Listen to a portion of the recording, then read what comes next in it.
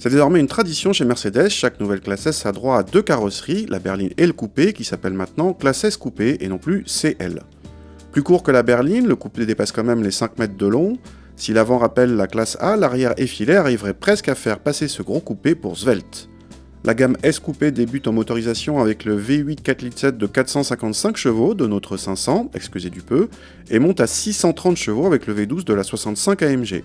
La 500 est proposée en 2 ou 4 roues motrices, mais toujours en boîte automatique. Difficile de ne pas être impressionné en montant à bord par le luxe ambiant. Notre modèle en finition de lancement Edition 1 en rajoute avec du cuir perforé et matelassé et quelques fioritures comme le cristal Swarovski sur la console centrale. La planche de bord est reprise de la berline avec quelques détails de personnalisation différents. On retrouve une liste d'équipements interminable avec par exemple la vision de nuit ou les sièges massants. À l'arrière en revanche, on s'étonne presque de ne pas trouver de réglage individuel de clim et l'habitabilité est comptée, surtout au regard du gabarit. Même si la voiture dépasse les 2 tonnes, le V8 Turbo n'a aucun mal à la relancer, y compris à haute vitesse. Ce bloc est très discret, sauf lorsque le conducteur appuie franchement sur l'accélérateur. Ceci mis à part, le silence à bord est bluffant, même à haute vitesse. Le confort de filtration est lui aussi remarquable avec la suspension pilotée, mais passer en mode sport ne sert pas à grand chose si ce n'est à réduire légèrement les mouvements de caisse.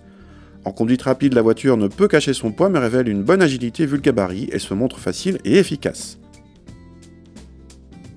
Malgré son 0 à 100 en 4 secondes 6, il ne faut pas considérer cette S coupé comme une sportive. Plutôt comme une très bonne machine à voyager dans des conditions de luxe, de confort et de sécurité optimales. Mais tout ceci a un prix.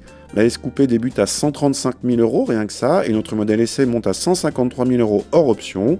C'est beaucoup plus qu'une BMW 650i coupé de puissance équivalente, mais un peu moins luxueuse, il est vrai. C'est en revanche nettement moins qu'une Bentley Continental GT et ses 180 000 €. Reste à savoir où se situera la concurrente d'Audi, la future A9.